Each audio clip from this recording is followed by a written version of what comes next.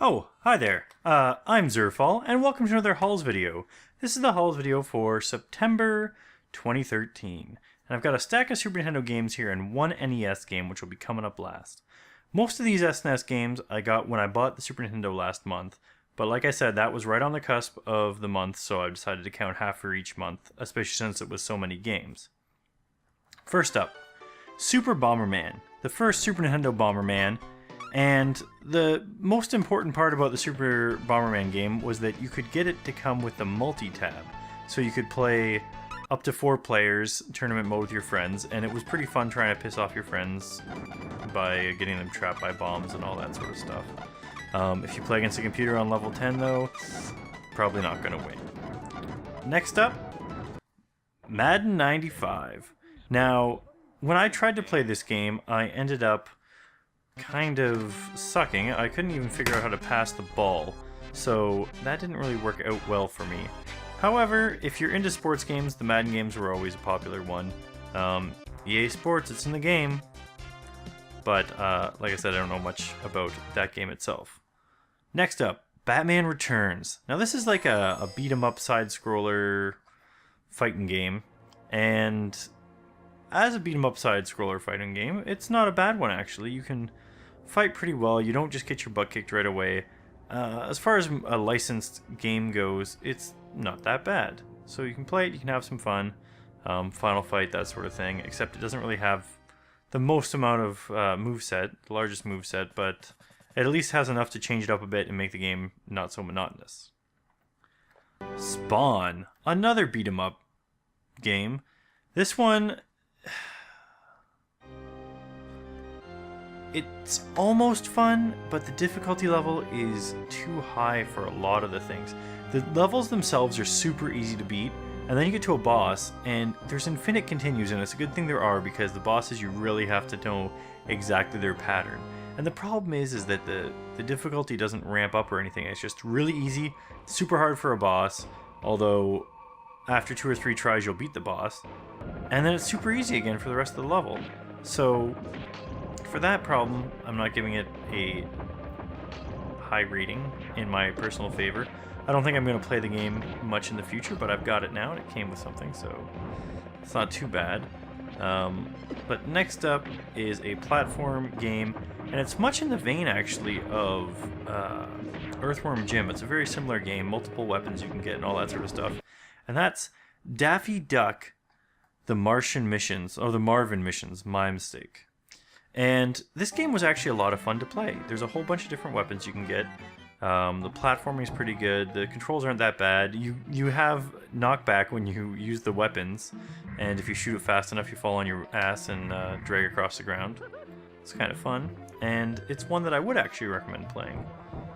Next up is Super Mario Land 2 Yoshi's Island. And this game is Super Mario Land 2 Yoshi's Island. Most people have played this game if they had a Super Nintendo.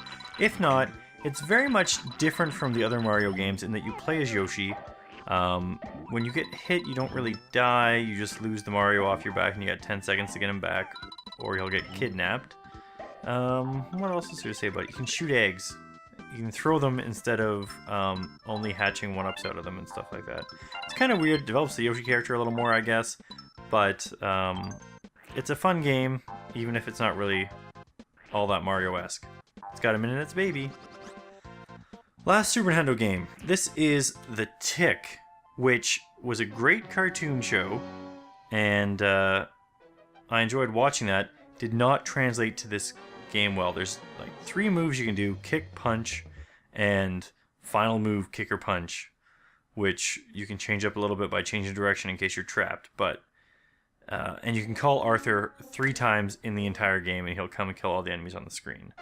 Now, there's also, it's weird, it's a side-scrolling beat-em-up, but then at points, they have a platforming element, but the platforming element sucks, and if you ever fall down the hole, you have to fight a mini-boss, which is one of the secondary characters from the TV show. Some of those fights are actually kind of funny. There's one where you fight the Clark guy, where they're like, oh, this guy's definitely Superman. And you punch him and beat him up all you want, nothing happens. And if you go to the far right of the screen, there's a glowing green crystal that happens to make him weak, and then you can beat him in one combo. So it's got some of the humor from the TV show in it, but the controls, the fighting, and the level design are all pretty crappy, especially the platforming levels. There's just a bunch of weapons flying at you, and you have to jump at the right time, kind of memorize when the weapons come out, because there's no real lead time to let you dodge them properly. Especially if you're already halfway through a jump and a weapon shows up, just cross your fingers and hope it doesn't knock you down a hole. Last up is a classic game. I used to play this at my aunt's house when we visited her, and that is Spy Hunter. Now this is a classic, very classic game. Most people have heard of it. And in it, you drive up and dodge cars. You can also shoot, but the problem is if you ever shoot a car, it stops dead and you crash into it. So unless you're going slow, shooting isn't actually a very good option. And you've got, I think, pretty much 99 seconds. It might not even be that much. It's a 999 counter that counts down. As soon as it runs out, you start running off of your lives. You have one life to start. If you manage to get 10,000 points, you get a bonus life. And then from then on out, I think it increments. You need 20,000 and then more. But it's a fun game to play. You can't really memorize what's going to be coming at you other than the certain areas. Eventually a helicopter will come and stuff like that. There's trailer hitches that show up, and if you get in the back of those, you can get oil and smoke screen, and later on, if you make it far enough, you can get missiles that can shoot down helicopters. But if you shoot 3 of them when there's no helicopters around, you run out of them.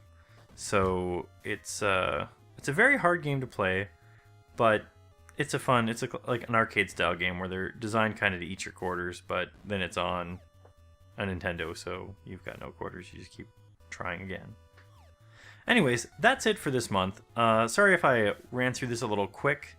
Like I'm getting married literally a week from today, so things have been a little hectic around here, and I don't have the most amount of time for making the videos and stuff. That's why this one's late. But thanks for watching, and we'll hope to see you next month with another load of games. Bye.